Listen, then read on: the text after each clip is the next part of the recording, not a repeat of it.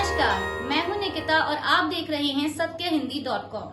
चलिए एक नजर डालते हैं अब तक की सुर्खियों पर। महाराष्ट्र में शुक्रवार को निर्वाचन आयोग द्वारा शिवसेना के नाम और चिन्ह का फैसला शिंदे गुट के पक्ष में आने के बाद से उद्धव ठाकरे अपनी विरासत को डुबोने की वजह से लगातार निशाने पर हैं। इलेक्शन कमीशन के इस फैसले के बाद से ही भाजपा नेता लगातार ठाकरे पर हमलावर हैं।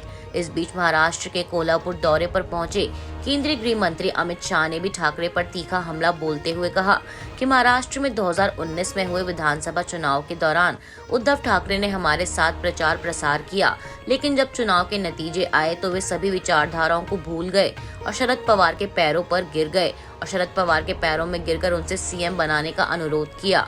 शाह ने आगे कहा कि बीजेपी को सत्ता का लालच नहीं है और हम अपनी विचारधाराओं को कभी नहीं भूलेंगे। केंद्रीय गृह मंत्री अमित शाह द्वारा महाराष्ट्र के पूर्व मुख्यमंत्री उद्धव ठाकरे को घेरे जाने के बाद उन्होंने इसका जवाब देते हुए अमित शाह पर फिल्म मिस्टर इंडिया का डायलॉग मोगैम्बो खुश हुआ का इस्तेमाल करते हुए पलटवार किया है।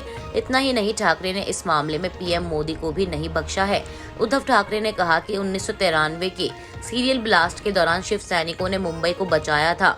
उन्होंने कहा कि जो अब हिंदुत्व की बात कर रहे हैं तब वे कहाँ थे पता नहीं। अब वे 56 इंच के सीने की बात करते हैं, तब यह 56 इंच का सीना कहाँ था, उसे पसीना आ रहा था। अपने पिता की विरासत को लेकर बीजेपी और सीएम एकनाथ शिंदे के साथ महीनों से चल रहे लंबे संघर्ष का जिक्र करते हुए ठाकरे ने कहा कि कभी लोग रैलियों में मोदी का मुखौटा पहनते थे, अब यह पीएम मोदी हैं जो बाला साहेब ठाकरे के मुखौटे के पीछे पड़े हुए हैं। मुंबई के अंधेरी में एक जनसभा को संबोधित करते हुए ठाकरे ने आगे कहा कि कल कोई पुणे आया, उन्होंने पूछा कि महाराष्ट्र में चीजें कैसी चल रही हैं। जब किसी ने कहा कि यह अच्छा दिन है क्योंकि शिवसेना का नाम और चिन्ह हमारे साथ आए गुलाम को दिए गए, इस पर उन्होंने कहा कि बहुत अच्छा, मोगैम्बो खुश हुआ। ठाकरे ने कहा कि आज के ये मोगैम्बो वास्तविक मोगैम्बो के जैसे हैं, ये चाहते हैं कि लोग आपस में लड़ें ताकि वे सत्ता का आनंद उठा सकें। इसके साथ ही ठाकरे ने अमित शाह के इस आरोप पर भी तीखी प्रतिक्रिया दी कि सीएम बनने के लिए उन्होंने शरद पवार के चरणों में समर्पण कर दिया। ठाकरे ने कहा, आप मेरे पिता का चेहरा चाहते हैं लेकिन उनके बेटे का नहीं, वह बेटा जो आपके साथ था। मैं उन्हें चुनौती देता हूँ कि मेरे सामने चुराया गया धनुष बाण लेकर आए। मेरे पास मशाल है और हम देखेंगे कि क्या होता है। उनके पास चुराया गया धनुष बाण है लेकिन राम मेरे साथ हैं। महाराष्ट्र में कोल्हापुर दौरे पर पहुंचे केंद्रीय गृह मंत्री अमित शाह ने कांग्रेस को भी आड़े हाथों लेते हुए कहा कि 2014 से पहले सत्ता में हर मंत्री खुद को प्रधानमंत्री मानता था, भारी भ्रष्टाचार था, पाक आतंकवादी हमारे सेना के अधिकारियों की हत्या करते थे, आतंकवाद के खिलाफ कार्रवाई करने की किसी में हिम्मत नहीं थी, कानून व्यवस्था की स्थिति बिगड़ रही थी। शाह ने आगे कहा कि पीएम मोदी ने आजादी के बाद पहली बार देश की सुरक्षा नीति सुनिश्चित की। पीएम ने स्पष्ट कर दिया कि हमें दुनिया के हर देश के साथ अच्छे संबंध चाहिए, मगर हमारे जवानों के साथ कोई छेड़खानी करेगा तो उसे मुंह की खानी पड़ेगी। पाकिस्तान ने उरी, पुलवामा में हमला किया, 10 ही दिन में सर्जिकल स्ट्राइक और एयर स्ट्राइक करके पाकिस्तान के घर में घुसकर बदला लेकर हमारे जवान वापस आए। एक ही कदम से पूरी दुनिया में संदेश गया कि भारत की सीमा और सेना के साथ छेड़खानी नहीं करते, वरना नतीजे भुगतने पड़ते हैं। राजस्थान के 2 युवकों को अगवा कर हरियाणा के भिवानी में बुलेरो में जिंदा जलाने के मामले को लेकर हैदराबाद से सांसद और एआईएमआईएम प्रमुख असदुद्दीन ओवैसी ने हरियाणा सरकार पर बड़ा आरोप लगाते हुए आरोपियों को बचाने को लेकर सवाल पूछा है। इसके साथ ही ओवैसी ने इस हत्याकांड में आरोपी का गृह मंत्री अमित शाह से कनेक्शन का भी जिक्र किया। ओवैसी ने कहा कि भिवानी हत्याकांड में जिन 5 लोगों का नाम एफआईआर में आया है, उनमें से एक आरोपी की फोटो अमित शाह के साथ सामने आई है, जिसमें वह शाह के साथ खड़ा है। हालांकि तस्वीर 2 साल पुरानी है, जिसमें उनके बर्थडे पर उनके साथ वह शामिल है। एआईएमआईएम प्रमुख ने आगे कहा कि हरियाणा सरकार ऐसे समूहों को संरक्षण देती है, पुलिस उनसे डरती है। एक पूरा ग्रुप है जो गौरक्षा के नाम पर लोगों को डराता है। इन्होंने जुनैद और नसीर को इतना मारा कि उनकी मौत हो गई।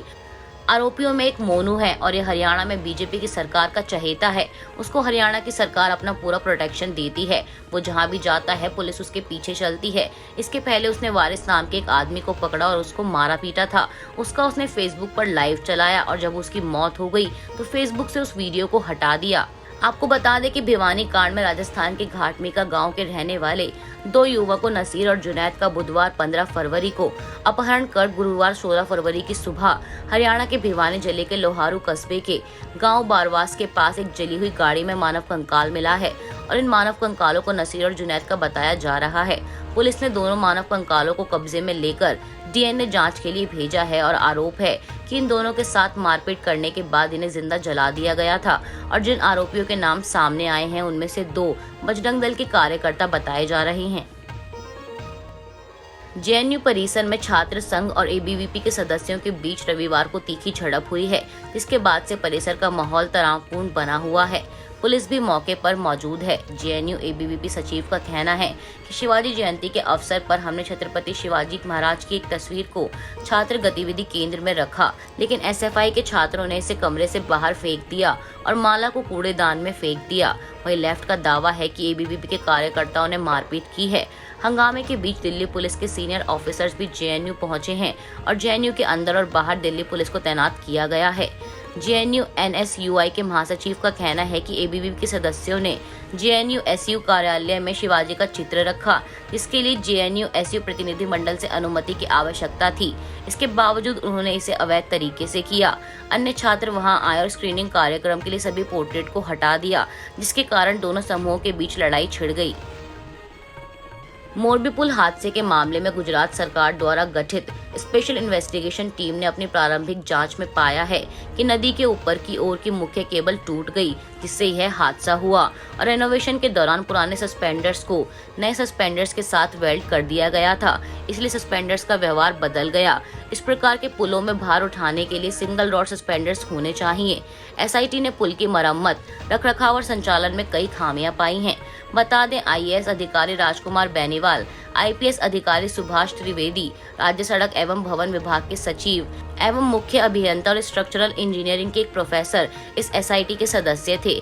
एसआईटी ने पाया कि मच्छू नदी पर 1887 में तत्कालीन शासकों द्वारा बनाए गए पुल के 2 मुख्य केबल में से एक केबल में जंग की दिक्कत थी और हो सकता है कि इसके लगभग आधे तार 30 अक्टूबर की शाम को केबल टूटने से पहले ही टूट चुके हों।